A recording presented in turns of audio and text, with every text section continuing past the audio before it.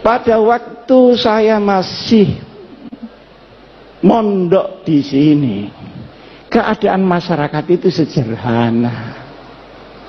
Orang Islam itu cuma dua, kalau ndak NU ya Muhammadiyah, sudah ndak ada lain-lain lagi. Ini mau besanan saja takut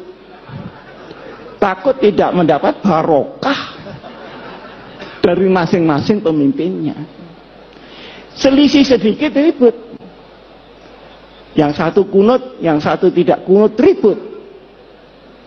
Padahal di kitabnya orang NU ada kunutnya dan ada tidak kunut.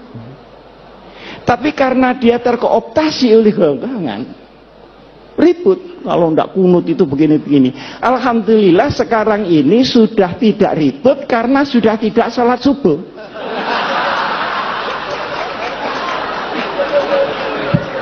Jadi problemnya sudah kelewat. Dulu Pak Den, waktu saya masih habis dari Gontor pulang, beda hari raya itu berkelahi Pak. Takut ini puasanya dosa segala macam.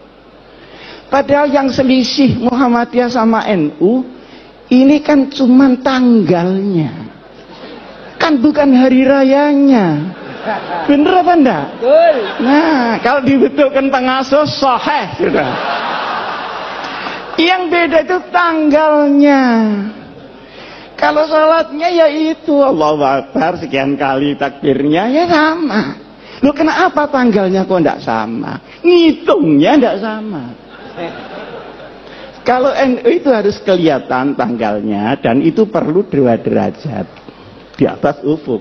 Muhammadiyah pokok sudah istimewa selesai lah. Ada apa mesti diinceng itu? Apa tamu dia? Lah yang nginceng ini ya tidak mau disalahkan. Karena Rasulullah Shallallahu Alaihi Wasallam itu nginceng. Sampai saya ketika itu Pak Din belum jadi ketua Muhammadiyah. Jadi ketika itu ketua Muhammadiyahnya Pak Syafi'i Ma'rif. Saya diundang oleh Pak Yusuf Kala. Marah-marah Pak Yusuf Kala itu. Ini gimana NU sama Muhammadiyah? Masa enggak bisa jadi satu hari rayanya itu? Repot masyarakat kalau begini. Saya tanya, caranya bagaimana Pak? Ya kompromi lah. Caranya, dengan Pak Den ya. Maaf, dengan Pak Den. Katanya Pak JK, bagaimana kalau Muhammadiyah turun 1 derajat? NU-nya naik 1 derajat. Oh, kalau begitu langsung cash and carry saja. Ini fikihnya pedagang itu di sini.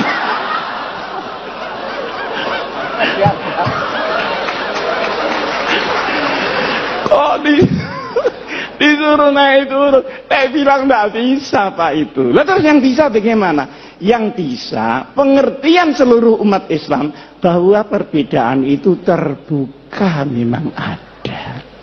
Yang kedua, ini tidak mengada-ada karena sholatnya sama, tanggalnya yang tidak sama. Wong hari di sini sama hari di Amerika tidak sama kok. Kita berangkat dari Jepang, dari Narita itu ya Pak Akhir, itu Jumat sore, sampai di California itu Jumat pagi.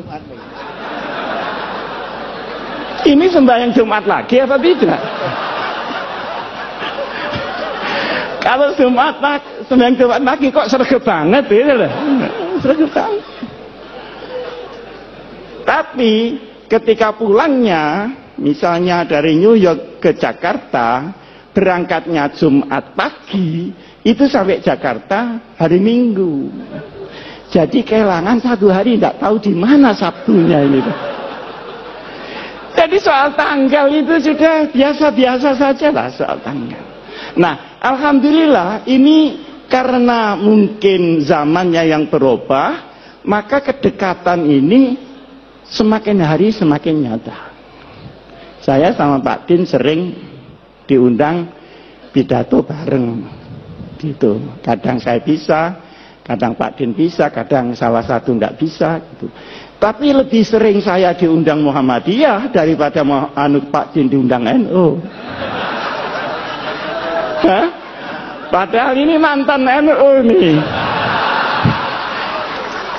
Kenapa dia pindah? Karena tidak kerasan saja sama orang NU.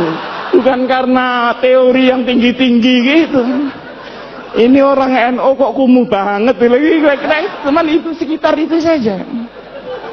Nah, masalahnya adalah sekalipun NU Muhammadiyah ini berbeda di dalam furu, bahkan Ibnul Furu ya, tetapi wawasan keumatannya sama, wawasan kenegaraannya sama. Karena Hadratus Syekh Kiai Hasyim Asy'ari ikut mendirikan republik, Kiai Ahmad Dahlan ikut mendirikan republik. Pahlawan nasional ada di dua belah pihak. Tahu jerih payahnya bagaimana membawa Islam di tengah kebinekaan yang luar biasa itu. Maka sabar. NU sama Muhammadiyah itu sabar. Cuman NU itu sama Muhammadiyah menurut saya itu sepasang sandal. Jadi kalau dipakai semua.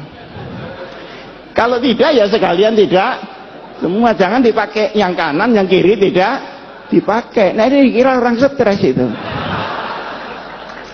Orang NU suruh bikin universitas rapi seperti Muhammadiyah. Sulit Pak. Tapi rahasia, jangan ngomong-ngomong orang. Tapi orang Muhammadiyah suruh ngurusi orang macul yang sehari-hari tidak ngerti apa-apa.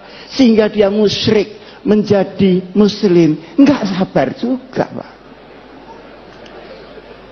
Nah, bertemunya ini banyak yang tidak suka. Oleh karenanya, maka wawasan keagamaan, wawasan keumatan, wawasan kebangsaan dan kenegaraan tidak boleh dirobek oleh kepentingan apapun juga. Ini pertama. Sekarang yang kedua. Pandangan-pandangan kaum muslimin terhadap negara Indonesia ini baru selesai setelah berpikir 40 tahun. Waktu tahun 1945 kita merdeka. Nah, setelah itu umat Islam berbagai macam pandangan Indonesia ini diapakan dan disestempel apa. Maka ada yang keras, harus pakai stempel Islam.